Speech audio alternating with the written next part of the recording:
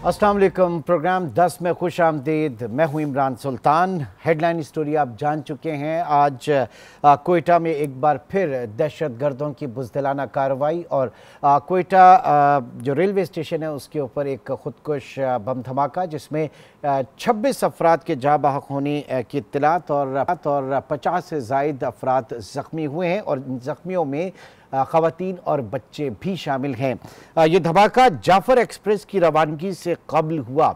क्या पूरे दिन की सूरत हाल रही और इस वक्त जो वज़ीर आला बलूचिस्तान है सरफराज बुगटी साहब वो भी एक गैर मुल्की दौरे पे थे और अपना दौरा मुख्तसर करके वापस पहुंच चुके हैं। इस हवाले से भी बात करेंगे और हमारे साथ मौजूद हैं ब्यूरो चीफ कोयटा अहमद। मुजीब आपकी तरफ आऊँगा लेकिन उससे पहले स्पॉट पे जो कमिश्नर कोयटा हैं हमजा शफकत साहब, उनका जो मीडिया से इंटरेक्शन रहा उसमें उन्होंने क्या कहा, पहले एक नज़र उसके ऊपर डालते हैं। बेसिकली एक सुसाइड अटैक था। ऑलरेडी इसकी जो जिम्मेदारी है वो कबूल कर ली है टेररिस्ट ऑर्गेनाइजेशन ने। ये जो अटैक था ये प्राइमरीली लॉ इन्फोर्समेंट एजेंसीज पे भी था और साथ ही साथ सिविलियंस को भी टारगेट किया गया। हमारी जो आवाम से रिक्वेस्ट है कि सिविल हॉस्पिटल में खून की अशद ज़रूरत है। मैं कोयटा के तमाम आवाम से अपील करता हूँ कि फौरी तौर पर वो स्पिनी रोड पर जो हमारा ब्लड सेंटर है RBC वहाँ पर जाएँ। आज के दिन के लिए हर किस्म की गैदरिंग जो है वो हमने बैन कर दी है। रेलवे से भी हमने रिक्वेस्ट किया है कि वो अपना स्टेशन जो है उसको क्लोज़ करें और फ़िलहाल के लिए जो ट्रेन्स की मूवमेंट है उसको सस्पेंड करें। बस स्टेशंस हैं, बस स्टेशंस के ऊपर हमारे कैमराज ऑलरेडी इंस्टॉल्ड हैं। हमारी टीम्स उनको विजिट कर रही हैं। बस स्टेशंस पे भी हमने हाई अलर्ट कर दिया है। जो टेररिस्ट हैं वो फ्रस्ट्रेशन के अंदर जो सॉफ्ट टारगेट्स हैं उन पे अटैक करते हैं। इस तरह के जो सुसाइड ब्लास्ट होते हैं उनके बारे में बेशक थ्रेट्स हों भी और तैयारी हो भी तो उसको रोकना बहुत ज़्यादा मुश्किल होता है। यकीनन दहशत गर्दों की इस बुज़दिलाना कार्रवाई की जितनी भी मजम्मत की जाए कम है। मुजीब, आप सबसे पहले तो ज़रा बताइएगा, पूरा एक पस मंज़र बताइएगा इस आज की इस दहशतगर्दी की कार्रवाई का, फिर आगे बात करते हैं आपसे। इमरान, इंतहाई अफसोसनाक अलमनाक वाक़या है और ये इस तरह के वाक़यात तवातुर के साथ बलूचिस्तान में हो रहे हैं। चाहे वो दुक्की हो, मूसाखेल हो, मकरान हो, पंजगूर हो, बोलान हो, कलात हो, मसलूंग हो, कोई इलाका ऐसा नहीं है जहाँ पर ये वाक़यात नहीं हो रहे। गुज़िश्ता रोज़ भी CCD के DIG एतजाज़ गुराया और तर्जुमान हुकूमत बलूचिस्तान ने एक प्रेस कॉन्फ्रेंस की, उसमें इसके मौरुकात पर रोशनी डाली थी और बताया था कि ये बाकायदा एक नेक्सस बन चुका है जो कलदम BLA और फितना ख़वारिज का है और ये लोग मिल के दहशतगर्दी के वाक़यात को जन्म देते हैं। इस हवाले से उनकी कार्रवाइयाँ पहले सिर्फ बलोच इलाके में होती थी, अब वो पश्तून इलाके और कोयटा में भी तवातुर के साथ हो रही है। ये कल की बात थी और आज ये वाक़या हो गया। आज भी जो तरीक़ाकार अपनाया गया वो बिल्कुल फितना ख़वारिज वाला वारदात का तरीका था कि एक खुदकुश बमबार आता है और वो आके बिल्कुल रश के बीच में खड़ा होकर ख़ुद को उड़ा देता है। ये तरीक़ाकार पहले वो इस्तेमाल करते थे, अब ये कलज़म अलहदगी पसंद तंजीम भी यही तरीका इस्तेमाल करना शुरू कर दिया है। पहले वो ख़वातीन बॉम्बर्स यूज़ करते थे, इस दफ़ा एक लड़के को यूज़ किया गया उनकी जानिब से ज़िम्मेदारी भी ली गई है। और ये ऐसे वक्त पे हुआ जब काफ़ी तादाद में लोग यहाँ से ट्रेन में बैठ के पिंडी जाने के लिए तैयारी कर रहे थे। प्लेटफॉर्म पे काफ़ी ज़्यादा रश था लेकिन ट्रेन उस वक्त तक नहीं लगी थी। एक बम्बार जो मेन गेट से दाखिल होता है साइड वाले से और वहाँ से वो आता है बिल्कुल रश के बीच में खुद को उड़ा लेता है। तो यहाँ पे बहुत सारे लेकिन ये भी रिपोर्ट किया जा रहा था कि वो बम्बार जो था वो वॉक थ्रू आया, बल्कि जो दाखिली आगे पीछे जो दाखिली रास्ते होते हैं वो शायद वहां से आया था। ये इसके ऊपर भी जरा बताइएगा। देखें, दो गेट हैं रेलवे स्टेशन के, एक वो है जो पैसेंजर गेट है मेन वाला और उसके साथ ही है जहाँ से कार्गो वार्गो बुक होती है और वो दूसरा गेट है। टिकट काउंटर भी उस तरफ है, उस तरफ जो लोअर इकॉनमी वाले काउंटर हैं उस तरफ हैं, वो उस तरफ से आया है। और यहाँ इसकी सिक्योरिटी कमिश्नर ने भी कहा, तर्जुमान हुकूमत बलूचिस्तान ने भी बताया कि प्लेटफॉर्म और स्टेशन की सिक्योरिटी की जिम्मेदारी रेलवे पुलिस की है, डिस्ट्रिक्ट पुलिस के जिम्मे ये काम नहीं था। लेकिन फिर भी जो भी हुआ सिक्योरिटी लैप्स तो हुआ। वहाँ पे अगर बाकायदा मौसर चेकिंग हो रही होती तो शायद उसको गेट पे ही रोका जा सकता। जिस तरह वो अंदर आया है, तसल्ली से साथ घूमता हुआ बीच में पहुँचा और फिर ख़ुद को उड़ाया, बहुत सारे चीज़ों को इसने जन्म दिया, सवालिया निशानात को। इस हवाले से अब वज़ीर आला बलूचिस्तान कोयटा पहुँच गए हैं, आला सतही इजलास भी शुरू हो गया है। जिसमें इस सूरत पर गौर किया जाएगा और जो एक्शन प्लान बनाया गया दहशतगर्दी से निपटने के लिए को मज़ीद फ़ाल मौसर बनाने के इक़दाम पर का जायज़ा लिया जाएगा। इस हवाले से जो इक़दाम पहले ही कोयटा में किए जा चुके हैं उनमें सिटी जो सेफ सिटी प्रोजेक्ट के जो कैमरे हैं उनकी तनसीब है, उससे मदद लेने की कोशिश की जा रही है कि पूरा शहर में तकरीबन 4000 कैमरे हैं। अगर ये खुदकुश बम्बार आया कहाँ से चला, कहाँ से होता हुआ कहाँ पहुँचा, कौन उसके सहूलतकार थे, उस पर सिक्योरिटी इदारे भी काम कर रहे हैं, उस पर पुलिस और सीटीडी भी लगी हुई है और तवक्को की जा रही है कि रात तक कोई ब्रेक थ्रू होगा, कोई क्लू मिल जाएगा और इसके ऊपर फिर कार्रवाइयाँ की जाएंगी। तो तहकीकात में जो स्कूल में तो अभी जो बात की जा रही है कि जनाब जो रेलवे के ऑपरेशंस हैं उनको मुअत्तल कर दिया गया, फिर दूसरा आवाम से कहा गया है कि वो बस अड्डों, रेलवे स्टेशन और रश में ना जाएं, तो स्टिल खतरात मौजूद हैं, खदशात मौजूद हैं या थ्रेट कॉल्स हैं, क्या है इस वक्त सिचुएशन? जी इमरान, सिक्योरिटी खदशात मौजूद हैं, थ्रेट पहले से मौजूद थी। इस ट्रेन पे जो जाफ़र एक्सप्रेस है या बोलान मेल है जो सिंध जाती है, कराची जाती है, दोनों की सिक्योरिटी इंतहाई ज़्यादा सख्त होती है। इन ट्रेनों पे तकरीबन 9 से 10 हमले अब तक हो चुके हैं, चाहे वो रॉकेट की शक्ल में हो, फायरिंग की शक्ल में हो, ट्रैक उड़ाने की शक्ल में, इन ट्रेनों को टारगेट किया जाता रहा है। और इस ट्रेन के साथ स्पेशल सिक्योरिटी जो स्क्वाड है वो भी चलता है, जो यहाँ से सिबी तक जाता है, फिर वहाँ से उसको पार कराने के बाद वो वापस आता है दूसरी ट्रेनों के साथ।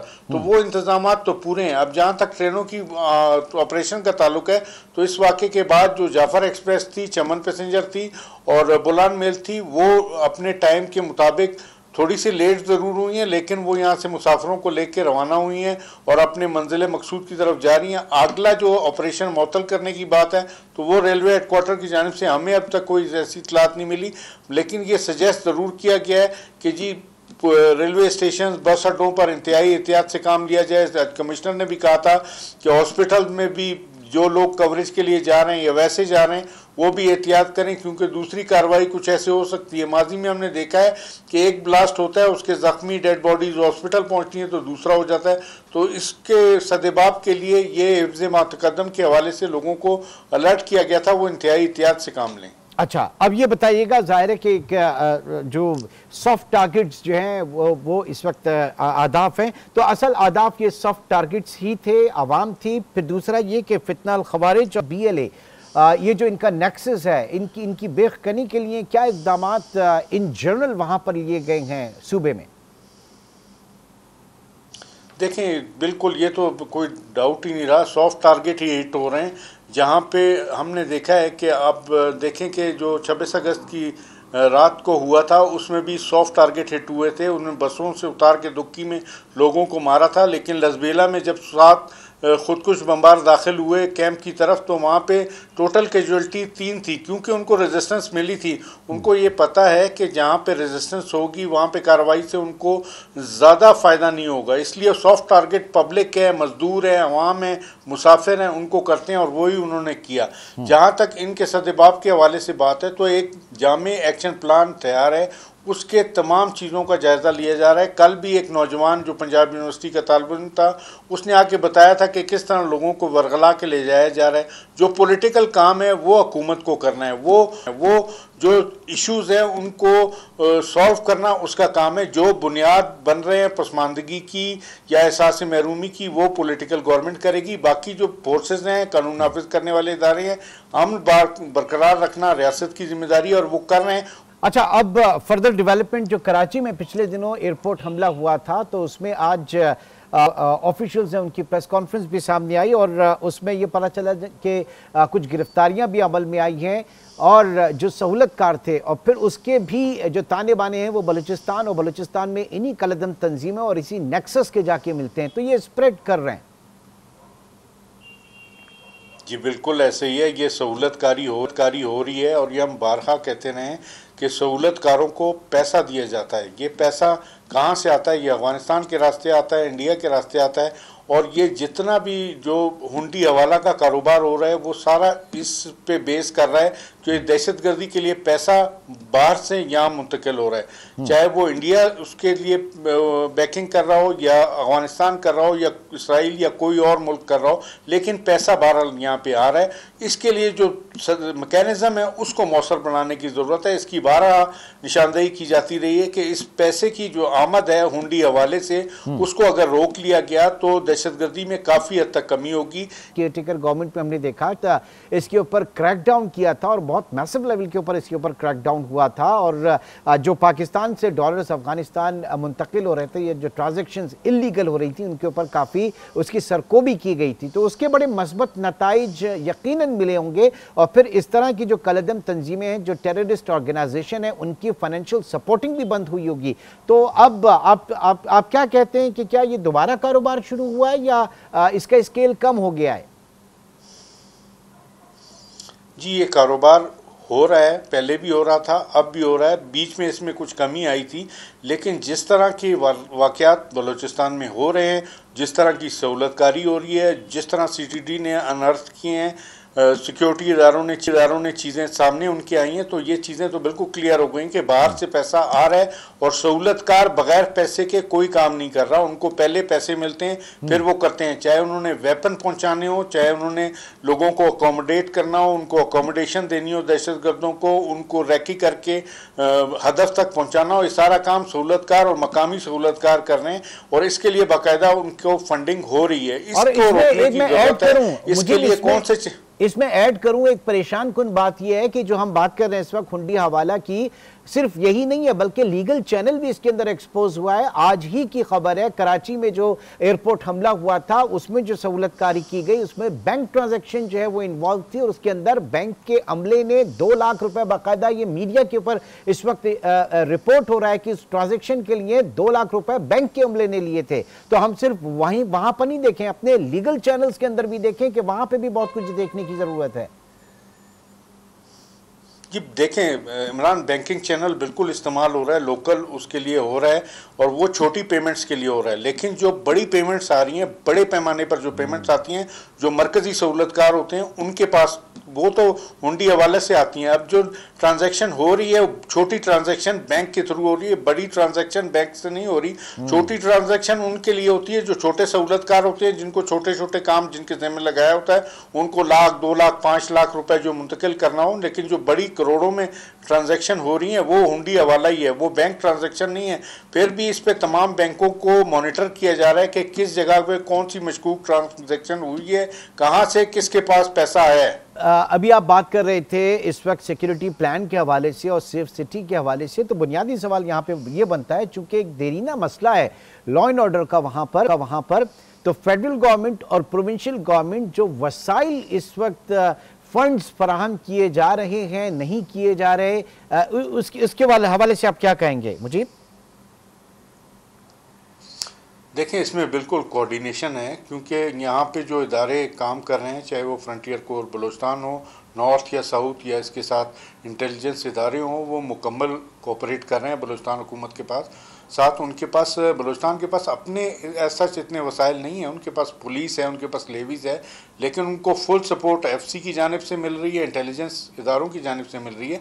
मामला ये है कि ये दहशतगर्दी पूरे मुल्क के लिए एक मसला बनी हुई है और फेडरल गवर्नमेंट मुकम्मल सपोर्ट कर रही है जितना हो। मोहसिन नकवी साहब भी यहाँ पे आ चुके हैं और उन्होंने भी मुकम्मल इस बात का अदा किया था कि वो हर तरह की सपोर्ट करेंगे, और अब भी वो कर रहे हैं। तो इस हवाले से तमाम तर इक़दाम किए जा रहे हैं, लेकिन अब मुझे लगता है कि ये शायद बातचीत के रास्ते से जो लोगों से बातचीत की कोशिशें हो रही थी उसको काफ़ी नुकसान पहुंचेगा। इस तरह की जो कार्रवाइयाँ होती हैं बेगुनाह लोगों के ख़िलाफ़, मुसाफिरों, मज़दूरों के ख़िलाफ़, इससे फिर बातचीत फिर नहीं हो सकती। मुझे नहीं लगता कि अब बातचीत होगी, अब स्ट्रिक्ट एक्शन की तरफ जाएंगे, और यही फ़ैसला आज के इजलास में होने जाएगा कि इस दहशतगर्दी से निमटने के लिए अब क्या करना है, क्योंकि वज़ीर आला बलूचिस्तान बारहा कह चुके हैं कि जो लोग पहाड़ों पे जा रहे हैं, बेगुनाह लोगों का खून बहा रहे हैं, वो किसी तरह भी बातचीत के काबिल नहीं है, वो नाराज़ नहीं है, वो दहशतगर्द हैं। तो आज उनकी बात वो सच भी साबित हो रही है, नाराज़गी वाली बात अब ख़त्म हो गई है। अब उनसे सख्ती से निमटने का ही कोई फैसला किया जाएगा, और वो किस तरीके से होगा वो फिर हुकूमत बलूचिस्तान की जानिब से बाकायदा लायामल का ऐलान किसी प्रेस कॉन्फ्रेंस के जरिए किया इसी जाएगा। का हमें भी इंतजार है कि इस वक्त इन इजलास में क्या स्टेप्स लिए जाते हैं, क्या फैसले किए जाते हैं। ज़ाहिर है कि इस तरह की कार्रवाई से जो मुज़ाकराती अमल है वो उसको नुकसान पहुंचता है और फिर ज़रूरत है इंतहाई सख्त एक्शन की। बहुत बहुत शुक्रिया। मुजीब अहमद, ब्यूरो चीफ कोयटा, हमारे साथ मौजूद थे। नाज़रीन, वक्त है एक छोटे से ब्रेक का, और ब्रेक के बाद इकॉनमी को डिस्कस करेंगे और हमारे साथ मौजूद होंगे former finance minister doctor Hafeez Pasha.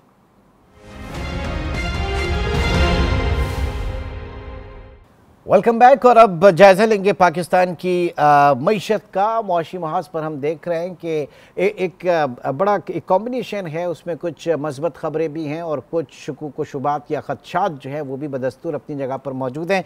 Positive side की अगर बात करें तो उसमें सरफ़हरिस्त कहा जा रहा है कि जनाब इन्फ्लेशन जो है वो सिंगल डिजिट में आ गई है, फिर आपके रिजर्व जो हैं थोड़ी सी बेहतर पोजीशन में हैं। साथ साथ जो पॉलिसी रेट है, शरह सूद जो है उसमें बड़ी नुमाया कमी हुई है, वो ऑल द वे 23% से इस वक्त 15% के ऊपर हुआ। तो इन ईयर 8% की कमी एक मीनिंगफुल जो है इस तरह से इस वक्त ये नज़र आता है हुकूमत का। और फिर जो रेमिटेंसेस इस वक्त पाकिस्तान में आ रही हैं, तो बैरून मुल्क मुकीम पाकिस्तानियों का एतमाद भी बहाल हुआ और in single month 3.1 billion dollars जो है वो पाकिस्तान में रेमिटेंस में आए। जबकि खदशात जो हैं वो अपनी जगह पर मौजूद हैं। उन खदशात में सबसे पहले 224 अरब डॉलर का जो बैरूनी पाकिस्तान के ऊपर है वो पाकिस्तान की आवाम के ऊपर एक बहुत बड़ा बोझ है। और फिर कुछ रेवेन्यू टारगेट्स जो मुकम्मल नहीं हुए, जिसकी वजह से अब एक बार फिर मिनी बजट के हवाले से बात की जा रही है। तो ये इस वक्त हम कहाँ खड़े हैं? Doctor Hafeez Pasha, former finance minister, इस वक्त हमारे साथ मौजूद हैं। डॉक्टर साहब, बहुत शुक्रिया आपके वक्त का। सबसे पहले तो ये जानना चाहेंगे, एज एन इकोनॉमिस्ट आप क्या देखते हैं इस वक्त पाकिस्तान की इकोनॉमी कहाँ पर खड़ी है? पिछले जो माजी करीब में जो डिफ़ॉल्ट होने की बात हो रही थी और एक बहुत ही फ्रेजाइल थी इकोनॉमी, अब सूरत हाल कहाँ पर इस वक्त है? डॉक्टर साहब। बिस्मिल्लाहिर्रहमानिर्रहीम। देखिए, आपने जो आगाज़ में आपने जो बात की है वो मुनासिब है। तस्वीर में कुछ अच्छी बातें भी हैं और कुछ अभी भी परेशान कुन चीज़ें मौजूद हैं। आपने जिक्र किया है कि अफराद ज़र में नुमाया तौर पर कमी आई है, यकीनन इसमें कमी आई है और ये एक बहुत बड़ी कामयाबी, अल्लाह का शुक्र है।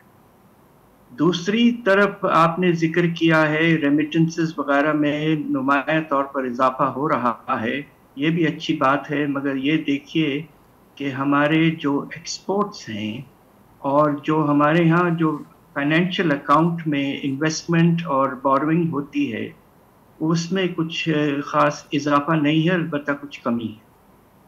और रिजर्व्स के बढ़ने की वजह तो IMF से जो पैसा आया है और साथ साथ सऊदी अरेबिया वगैरह दूसरे मुल्कों ने जो साथ दिया है। अब मैं आ जाता हूँ कुछ चीज़ें अभी भी जो परेशान कुन हैं।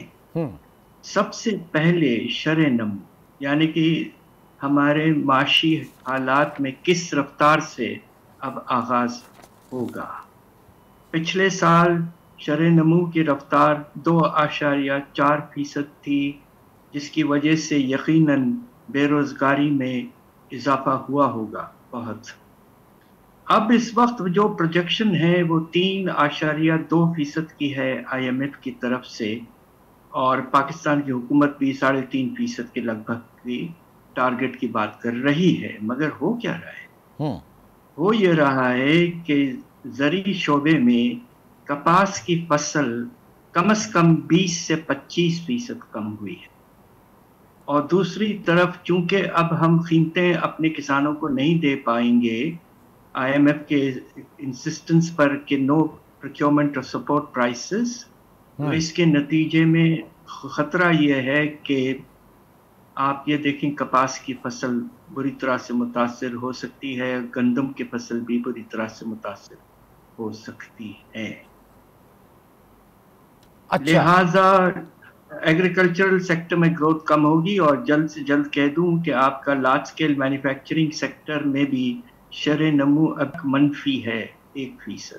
तो ये जो 3.2% ग्रोथ रेट का टारगेट है, ये लग रहा है कि मुश्किल होता जाएगा, और इसके नतीजे में बेरोजगारी का पैमाना जो है पाकिस्तान में, जो इस वक्त हमारा अंदाजा है 10% के ऊपर हो चुका है, और बढ़ेगा। सर, इसमें हमेशा हम बजट में एक चीज़ देखते हैं कि आपके 2-4 ही सेक्टर हैं, आपका LSM है, सर्विस सेक्टर है, एग्रीकल्चर ग्रोथ है। आप जो एग्रीकल्चर सेक्टर है ये बड़ा सपोर्टिव रहता है, पूरी इकॉनमी अगर डाउन जा रही हो बाकी तमाम सेक्टर, लेकिन अगर एग्रीकल्चर सेक्टर सही खड़ा है तो वो आपकी इकॉनमी को संभाल लेता है। लेकिन ये तो बड़ी वरीसम सूरत हाल होगी अगर जो आपका एग्रीकल्चर सेक्टर है वही अगर मुतासिर होगा तो एक स्पाइरल इफेक्ट होगा इसका पूरी इकॉनमी के ऊपर। देखिए, ये आपने बिल्कुल ठीक फरमाया। हमारा जो ज़रूरी शोबा है, और दूसरी तरफ आप ये देखिए कि 2 तरह के लिंकेज होते हैं। एक तो वहाँ से हमें रॉ मटेरियल की सप्लाई मिलती है, खास तौर पे कपास और शुगर केन वगैरह। दूसरी तरफ हमारी जो इंडस्ट्री है वो एग्रीकल्चर के को इनपुट्स प्रोवाइड करती है, जिसमें फर्टिलाइज़र है, जिसमें बिजली है, जिसमें पेस्टिसाइड्स वगैरह ऐसी चीज़ें हैं। तो एक बड़ा नुमाया रिश्ता है, और ट्रेडिंग वगैरह में भी एग्रीकल्चरल गुड्स। ऑफिशियली हम कहते हैं कि एग्रीकल्चर का शेयर हमारी इकॉनमी में 20% के लगभग है, मगर अगर आप ये सारे ट्रांजैक्शंस और लिंकेजेस मिला लें तो इस वक्त हमारा अंदाज़ा ये है कि 42% of Pakistan economy is linked to agriculture. ये बहुत अहम स्टेटिस्टिक है, और आपने बहुत मुनासिब बात की है। 2% डायरेक्टली और इनडायरेक्टली पाकिस्तान की इकॉनमी जो है वो एग्रीकल्चर सेक्टर से जो है वो लिंक करती है।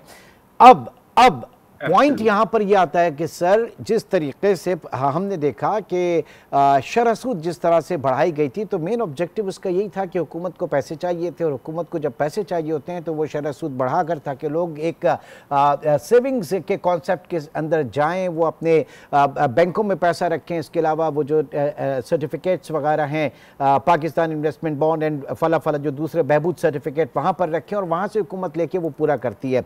लेकिन इस वक्त हुकूमत की एपेटाइट इस वक्त उतनी नजर नहीं आ रही, तो इसकी बुनियादी वजह क्या है? और फिर दूसरा ये कि अगर आपने एक मीनिंगफुल कमी की है शरह सूद में, तो आप समझ रहे हैं कि डोमेस्टिक इकॉनमी आपकी यहाँ से फ्लरिश होगी, या और भी इसको मदद चाहिए in term of further reduction in policy rate? बात दरअसल ये है कि हमने अपने पॉलिसी रेट को तारीख का सबसे बुलंद लेवल पर लेके चले गए थे तकरीबन 2 साल पहले। आपने बिल्कुल ठीक कहा, 22% तक पहुंच चुका था। उसके बाद ये आहिस्ता आहिस्ता कम होकर आज 15% पे है, जो कि एक नुमाया तौर पर कमी है। मगर मसला कुछ और है। मसला ये है कि बैंकों के क्रेडिट का जो पैसा है वो बहुत हद तक गवर्नमेंट की बोरोइंग प्रीएम्प्ट कर देता है। बिल्कुल। अभी आप देखिए कि अक्टूबर के एंड तक पोजीशन क्या है। हमारे प्राइवेट सेक्टर क्रेडिट में के एक्सपेंशन में सिर्फ 4% इजाफा हुआ है, नॉमिनल टर्म्स में वो भी, यानी कि रियल टर्म्स में कमी आई है। तो ये जो आपका government borrowing drives out access to the private sector, ये है बहुत खतरनाक वजह कि हमारा प्राइवेट इन्वेस्टमेंट, आपने देखा होगा पिछले साल 50 साल के लगभग का सबसे गिरा हुआ लेवल पिछले साल था। कैपिटल फॉर्मेशन सिर्फ 11.4% GDP के, जबकि एवरेज हमारा 15 से 18% रहा है। ये है प्रॉब्लम।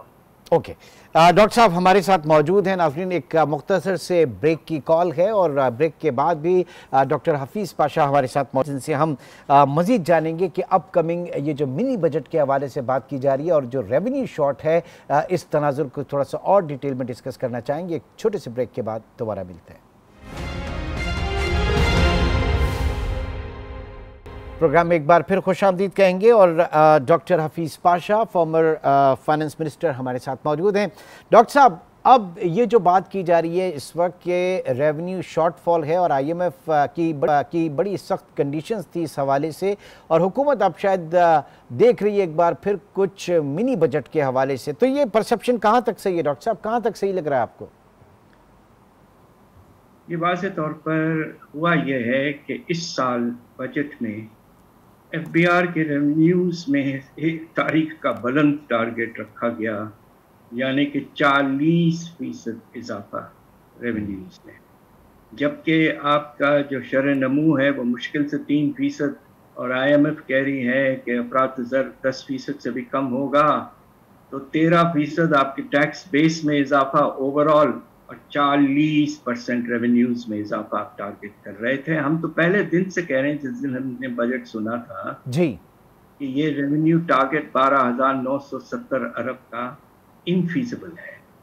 और हुआ ये है कि पहले 4 महीने में काफ़ी बड़ा शॉर्टफॉल हो चुका है, और मेरा अंदाज़ा ये है कि अगर ग्रोथ रेट के लिहाज से देखें तो मुश्किल से ग्रोथ रेट 25% तक पहुंची है, 15% का शॉर्ट हो चुका है, और ये तकरीबन 400 अरब का शॉर्टफॉल है।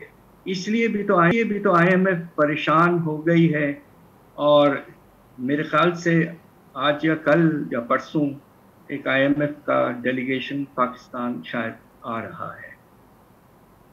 ओके, अब इससे निकलने के लिए क्या किया जाएगा, क्योंकि ये जो दोबारा अगर बात की जाती है कि आप मिनी बजट, तो मिनी बजट में फर्दर टैक्सेस, मोर टैक्सेस की बात होगी, और फिर दोबारा हम देखेंगे पॉलिसी रेट जो है वो महंगाई को ख़त्म करने के लिए, कम करने के लिए शरह सूद जो है वो बढ़ाई जाएगी, सारी चीज़ें। तो सर ये तो जितना भी इस वक्त एक इम्पैक्ट पड़ा है वो सब एडवर्स हो जाएगा अगर इस तरह की सूरत हाल रही। जी, ख़तरा ज़रूर इस बात का मौजूद है कि अगर मिनी बजट, मैं तो मजाक में बाज़ कहता हूँ कि मैक्सी बजट लाना पड़ेगा इस मरतबा, और इसलिए कि गैप बहुत बढ़ता जा रहा है, और अगर आप इस गैप को इनडायरेक्ट टैक्सेशन से पूरा करने की कोशिश करेंगे तो इसके बहुत से खतरात हैं। एक तो अफरात ज़र में फिर से कुछ इजाफा, दूसरी तरफ अमाम तंगा कीमतों से इजाफे से, और इस वक्त अगर आपको टैक्स रेवेन्यूज बढ़ाना है तो आम चीज़ों पर टैक्स लगाना पड़ेगा, जो कि बिल्कुल नामुनासिब होगा। तरीक़ा आपके पास ये है कि आप एज़ यूजुअल अपने डेवलपमेंट के अखराजात को बिल्कुल वाज़े तौर पर कम कर देंगे, जो कि शुरू कर दिया है आपने करना, और इससे हमारे शरह नमू पर अगले कुछ सालों के लिए बुरा असर पड़ता है।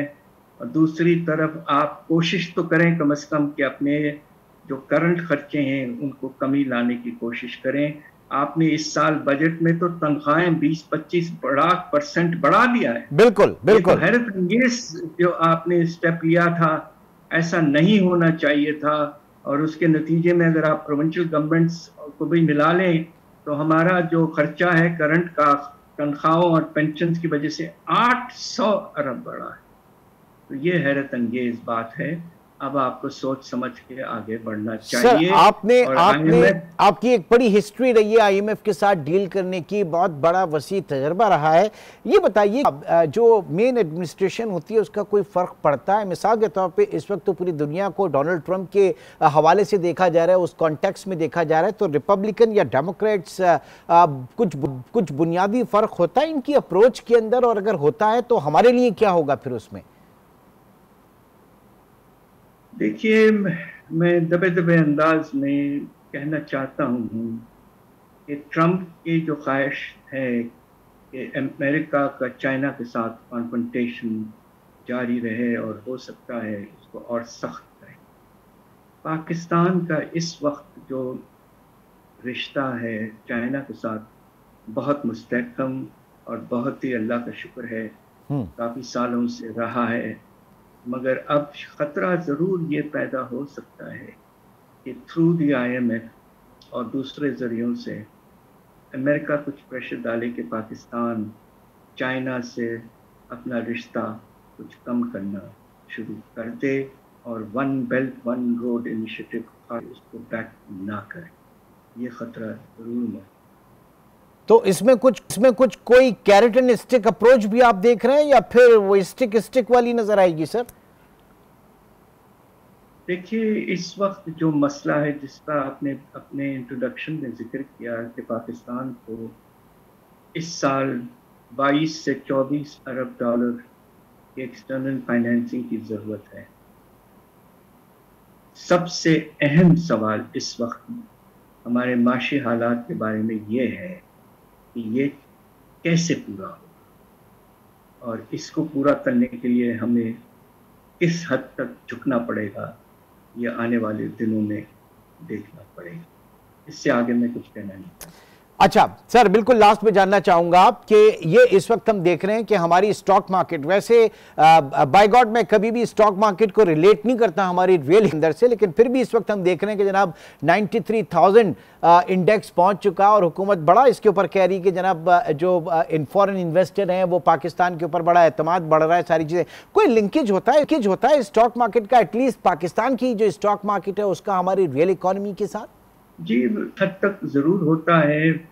बिजनेस साइकिल्स जो आते हैं उसमें ऊपर नीचे हमारा मार्केट होता है, मगर इस वक्त जो फैक्टर्स हैं बेहतर होने के, उसमें यकीनन IMF प्रोग्राम का आना, हमारे रिजर्व्स में कुछ इजाफा होकर तकरीबन 11.5 अरब डॉलर तक पहुंचना, इसलिए कि आपको याद होगा कि कुछ अर्सा पहले ये 4 अरब डॉलर तक गिर चुके थे। तो उस लिहाज से रिस्क फैक्टर्स में वाज़े तौर पर शॉर्ट रन में कमी आई है और मार्केट रैशनली उसको रिफ्लेक्ट कर रहा है, मगर सिक्लिकल फिनोमेना जारी है। बस हमारी दुआ है कि हालात संभले रहें इंशाअल्लाह। बहुत बहुत शुक्रिया। Doctor Hafeez Pasha, former finance minister, मौजूद थे और इस वक्त जो सूरत-ए-हाल है, जो हकीकी चैलेंजेस हैं वो अपनी जगह पर मौजूद हैं और ये जो मिनी बजट की इस वक्त बात की जा रही है या फिर जो आपकी रेवेन्यू शॉर्टफॉल है उसको किस तरीके से फिलअप करने की कोशिश किया जाएगा, इसको किस तरीके से ब्रिज करने की कोशिश की जाएगी, इसका इम्पैक्ट हर हाल में पाकिस्तान की इकॉनमी और ट्रांसलेट करें तो पाकिस्तान की आवाम के ऊपर पड़ेगा। आज के प्रोग्राम से इतना ही। इंशाल्लाह आपसे कल मुलाकात होगी। अपना बहुत ख्याल रखिएगा। अल्लाह हाफ़िज़।